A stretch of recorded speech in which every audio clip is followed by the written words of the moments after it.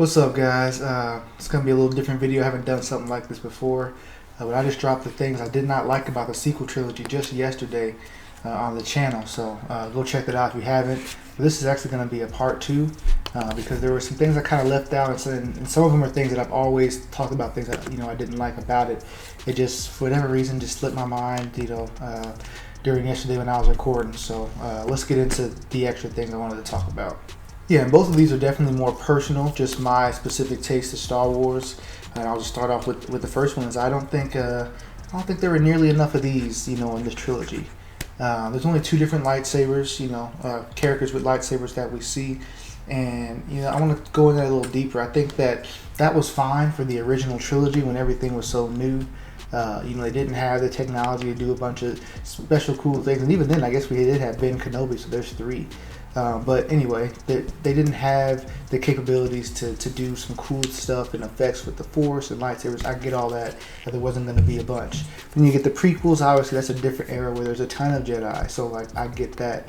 And then we come here and they should have built a story where there was just some other people using their sabers. And I guess, again, we do see Luke kind of like we do see Ben in the original.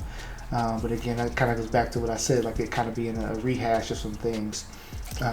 I just feel like that the story should have been, there's so many people that we know are out there still in the galaxy at this time, and just the galaxy is a big place. You can't tell me there's not other people, former Jedi or just people that know the ways of the Force, or just have some sabers around. I just really think that when I looked at this trilogy, there was a lot of different things. I saw a video from Thor Skywalker where he talked about how when Disney bought it, they tried to sweep under the rug a lot of different things and terminologies that we're used to, things like Jedi, Sith, and maybe even the lightsaber itself. When you really look at how much they didn't try to, end the Jedi, let all that shit die. Let's make this new stuff. I bring up Resistance all the time.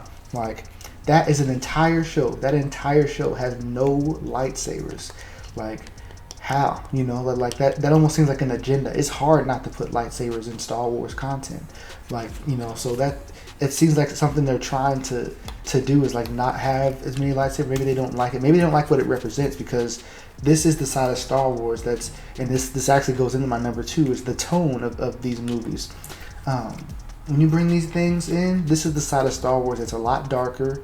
It's a lot more intense. Like it's not for play. Like you have to.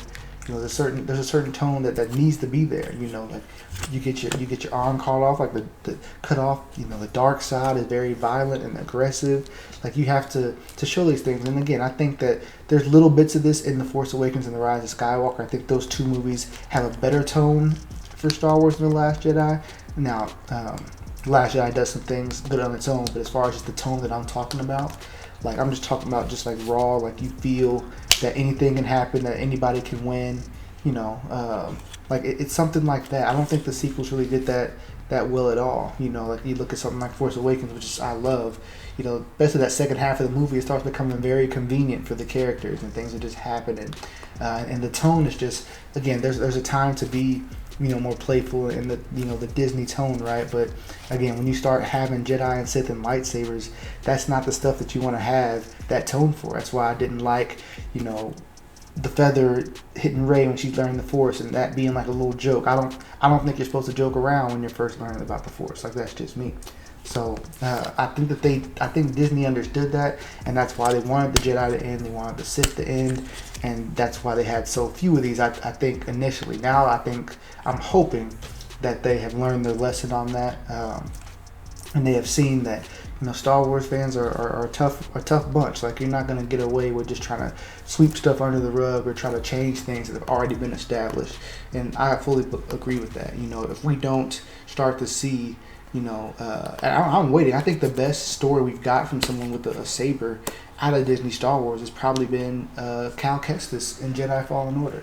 Now, I'm not saying he's like a better character than Rey or anything, but I mean as far as like the whole Jedi, Sith, dark side, that struggle that we know the Jedi and these Force-sensitive beings have, they did a great job displaying that with Cal and Seer and the seventh sister in Jedi Fallen Order.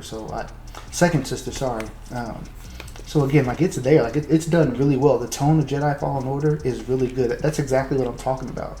Like we see characters die in that. We see really violent attacks. You know, like definitely compared to the sequel trilogy, we see planets like Dathomir and characters like Tyron Malicos, who's just like a dark character. Like I'm waiting to see more of. I would like to see more of that in the next trilogy, and it's something that I did not like about the sequels. So just the tone and just bringing back like what these babies represent and all that, the struggle like it is for a character to have one of these. We know that they've dealt with a lot. They're fighting with a lot.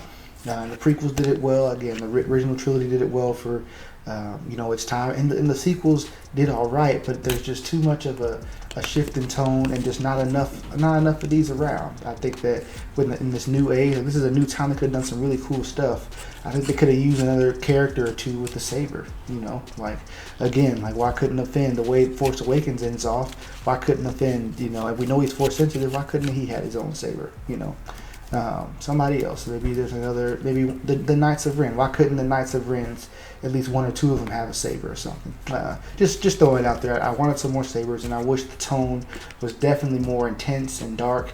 I'm not saying we need Game of Thrones, Star Wars, although that's something I would love.